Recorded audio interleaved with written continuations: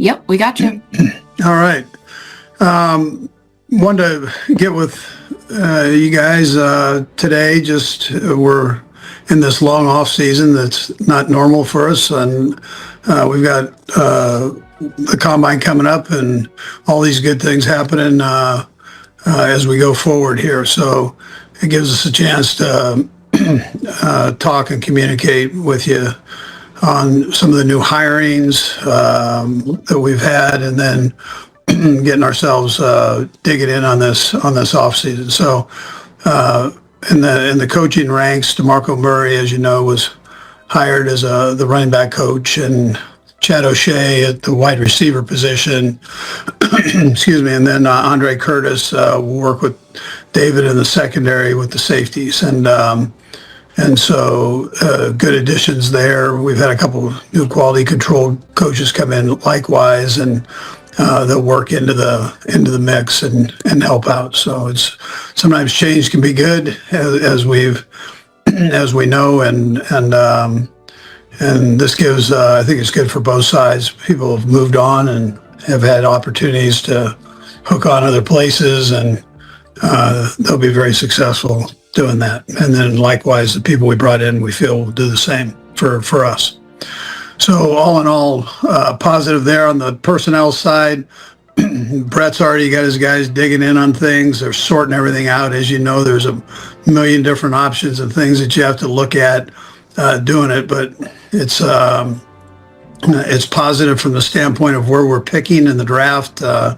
You give Brett those opportunities with his staff, and they come up with good stuff. And we look forward to adding those new additions to the team, and then whatever happens in free agency, again, sorting all that out right now. The coaches are looking at tape on that, and the personnel department has sorted some things out for them to look at, and we roll from there. But a lot of moving parts going on, but all good stuff to give us an opportunity to be better as coaches. We've been in our scheme evaluations and knocking that out in the early part of the day, and then in the afternoon we do the personnel side of it. So nothing's set in gold for you or in granite there. It's all moving along though as we go. So with that, time's yours. Ask some questions. Kick things off with Sam McDowell. Go ahead, Sam. Hey, Andy. Hi, Sam. Hey, a couple things for you. I wonder if you could go through a couple of the coaches that more specifically, like what did you see in Chad O'Shea and DeMarco Murray? Yeah, so Chad's got a ton of experience. He actually had been a chief at one point in a backup type coaching position, but a quality control position with special teams. So we're coaching for Mills staff, but he's been around. He's worked at a championship caliber level with New England, and he's had a lot of good receivers and done well with them. So that was Chad's part of it. I really like what he brings to the table. He's been in a coordinator position where he's got a good feel for the way things are put together from a whole standpoint. And then DeMarco Murray is, we know DeMarco is a football player, and the great football player that he was. DeMarco's been at the University of Oklahoma, done a nice job there for 6 years, and had some good running backs. And I just thought him coming in that position there would be a strength to that, and not only from an experience standpoint, but also the way he goes about teaching things. And I think he has a nice addition there. Excuse me. And then Andre Curtis, I've tried to hire Andre before. When Steve came in, Spagnola came in, they've been together at 3 different places, and he's actually worked with every member of our defensive staff, and it was that was an easy one to plug in and go. And it's great for Rod to have an opportunity to move on and do his own thing there at Arizona. So that's a plus for him. And then as you formulate your off-season blueprint, have you received any indication from Travis at all about his plans for next year? No, there is communication though. That's the main thing, Sam. And so I always go, I've said this before to you, just as long as there's communication, I'm good. That means people want to move forward. And I think that's where Travis, I'm not trying to put words in his mouth at all. And I try to give him some space here. He's been doing this a long time and he can sort all that out as he goes forward. But we're proceeding with that, and there is communication going on. We'll go next to Pete Sweeney. Pete? Coach, I was just curious maybe how having a top 10 pick, obviously not a place that you want to be, has maybe intensified things for the personnel staff and just some ways that maybe you've seen that. Yeah, Pete, you try to find some positives and sitting where you're at and why you're there, and then the positives are you get yourself geared down and get better. And so if this has a chance to help you get better, and that's how Brett feels, and that's the way he's going about it. And nobody wants to be picking at ninth, but we are. That's the reality of it. And so you dig in and you put a plan together and go for it the best you can. And he's had his guys in here. They've done a couple lockdowns already where he's had them in for a couple weeks, and they live in that room and go through all these different players, and so good things normally come out of those meetings, and look forward to how the draft goes. We'll go to Todd Lebo next. Todd? Hey, Coach. A couple quick things here. I know there's this civil case going on with Reid. I want to ask you specifically about that, but does that thing hanging out there change anything you guys are considering at the wide receiver position, either in free agency or the draft? I would tell you no. I mean, I can't comment on Reid's situation. I mean, it's in law enforcement's hands, so I there's no comment there. But I would tell you no, not right now. That's not happening.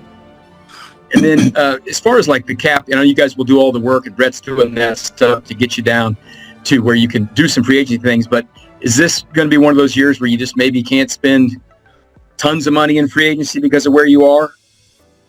Yeah, listen, it's all pieces to a puzzle here. So you go through and you evaluate that and see where you can spend, what's out there.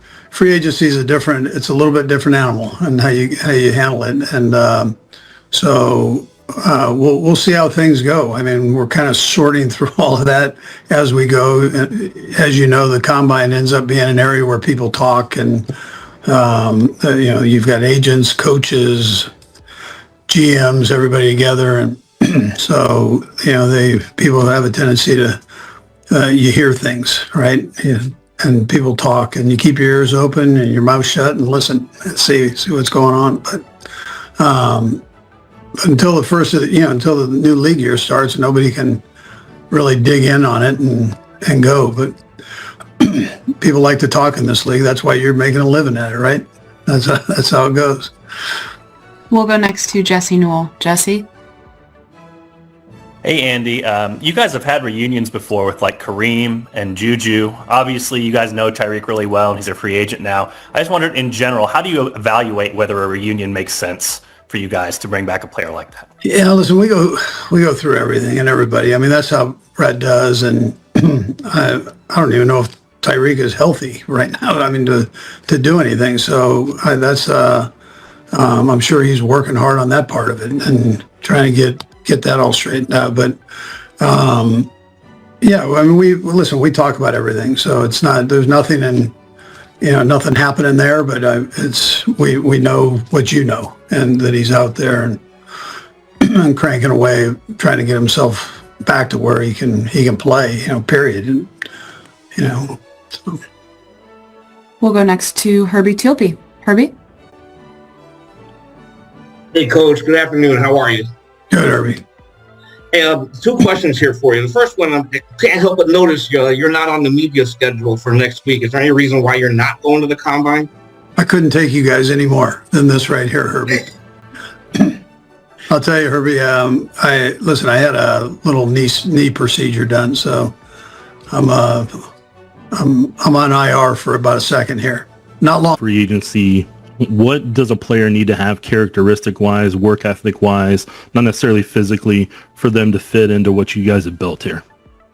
Yeah, you got to come in with the right attitude for sure. And, again, that's a big part of this thing. And there is a fit. There's a certain expectation that we've got, and we didn't reach that this past year. So, it's important that we take care of business from a coaching standpoint, from a organizational standpoint, whether it's personnel or front office, and make sure we keep the expectations high and aggressive, and then make sure we bring in the right people to be able to do that and handle that. And so that's the whole, that's the fit you're talking about. That's what we're working through. And then you talk about how the coaching staff's going through scheme and everything during the day. For the offensive coaching staff specifically, what is it you're wanting them to kind of lock in on from tape to improve upon? I know you can't give specifics, but what are you kind of wanting them, general theme-wise, to kind of improve upon and maybe check out the rest of the league for some wrinkles and everything? Yeah, so we look at everything and everybody. I mean, that's how this league is. Try not to miss anything there. Right now, execution becomes the important thing to me, and how you go about that, the discipline of it, and how you go about it, and the trust within one another, all the things that make up a good offense. You narrow things down to what you think your guys do the best, and then you coach it with discipline and with expectation that this is where we're going right here. And it's your responsibility as a player to make sure that you're focused in on that. At the same time, the coach has got to give the player direction to get there. So, Coach, a couple of questions, but one related to what Nick was just asking you there. It's do you anticipate that especially with the new staff and everything, that you're going to have a lot of changes to the offense, a lot of changes to what you're doing, and that maybe we've seen versus the past couple of years? Well, there's always change. I mean, every year there's change that takes place. Is it a wholesale change? No. But we'll figure out the guys we have and what they do the best, and we'll put them in a position there to exploit their strengths and then to work on their weaknesses to get them better. And so that's the base premise there. And then execution becomes an important thing, and how you go about doing that at a high level. And so that's coaching and playing mixed together to make that happen. And, you want to make sure, though, that you get these guys in the right position to where they at least have an opportunity to do that. And then they've got a responsibility to make sure they up their game to do the right things at the right time. And you mentioned some of the things that you like about DeMarco Murray as a coach. There were reports that you had looked at some other guys and maybe bringing back Dylan McCullough and maybe Deuce Staley. What was the ultimate factor for you in choosing DeMarco, and what did you have to do to convince him to leave Oklahoma? Because it sounds like he turned down some other opportunities to stay there. Yeah, he did do that, and was doing well there. I mean, he could have stayed there. He's a legend there, so he could have stayed there for forever, probably. But he wanted to get in the National Football League. He wanted to be here and learn. I think hiring Eric Bieniemy, I think, is a big thing, because if Eric's coaching the running backs, he's the best running back coach in the National Football League. So he had an opportunity to go back and do that again last year, and so we hire him here as the offensive coordinator. Well, if I'm a running back coach, what a great opportunity to learn. There's nobody better to learn from than Eric for that particular spot. And I think that intrigued him. Eric recruited him out of high school, so they've known each other for a number of years, and that was another piece of it. But I always look to see who works well together and what I think anticipate will work well together. I wanted to bring a young guy in that was a guy that was ambitious to learn and I thought DeMarco did a heck of a job. We talked to a lot of running back coaches, and I just thought that this was a pretty good fit. We'll go to our last one here with Vahe. Vahe, go ahead. Hey, Andy. I'll have a follow-up also, Kelce. Andy, hope you get off the IR here fast. You've mentioned a few times about a lot of moving parts and all the change, and I just wonder if you would, how you would describe to what degree you're kind of invigorated by this. Well, no, I mean, listen, I love challenges. Every year is a challenge. This one presents a little different because of what we're coming off of after this last year. Nobody wants that. Fans don't want that. Organization doesn't want that. You coaches, players, they don't want that. So you dig in and you work to fix the problems that you think were in place and take care of business there. So that's what we're doing. And there's always change in this league, so that always presents different challenges there. And but that's part of the NFL. Whether it's coaches, whether it's players. I mean, there are things they're moving parts. And so when you're building it back up here, then you're looking at what fits and putting the pieces of the puzzle back together, whether it's coaches, whether it's, again, players.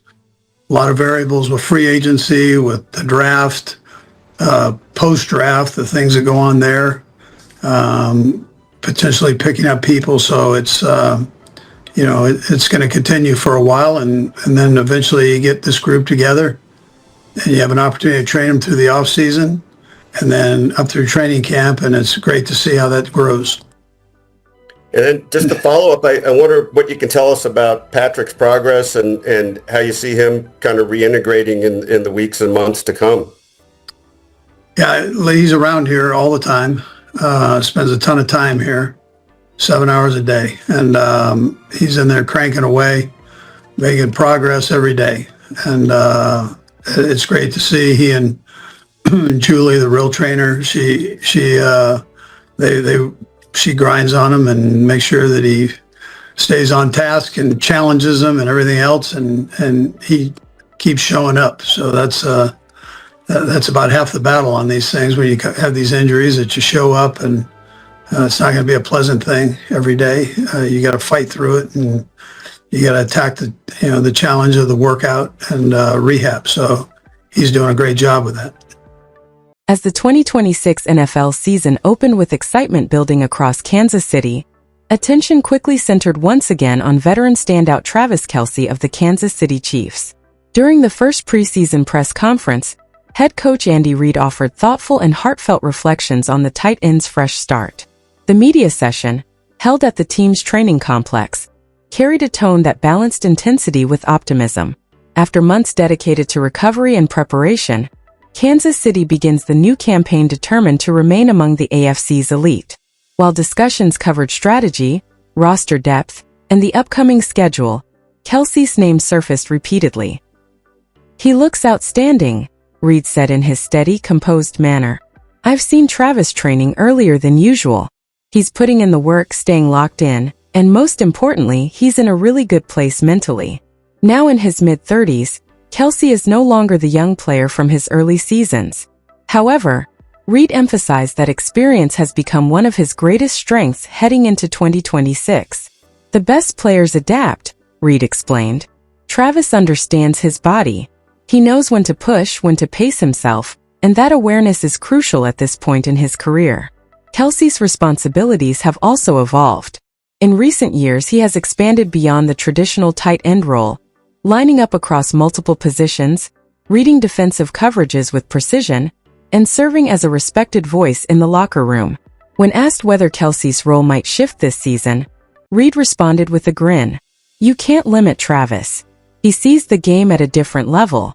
We'll continue building creative ways to utilize his skill set." His connection with quarterback Patrick Mahomes remains a foundational element of Kansas City's offense. Without revealing specific play designs, Reid made it clear that their chemistry is still exceptional. There are moments when they exchange a glance and already know what's coming. Reid said. That kind of understanding can't be manufactured. It comes from years of working together.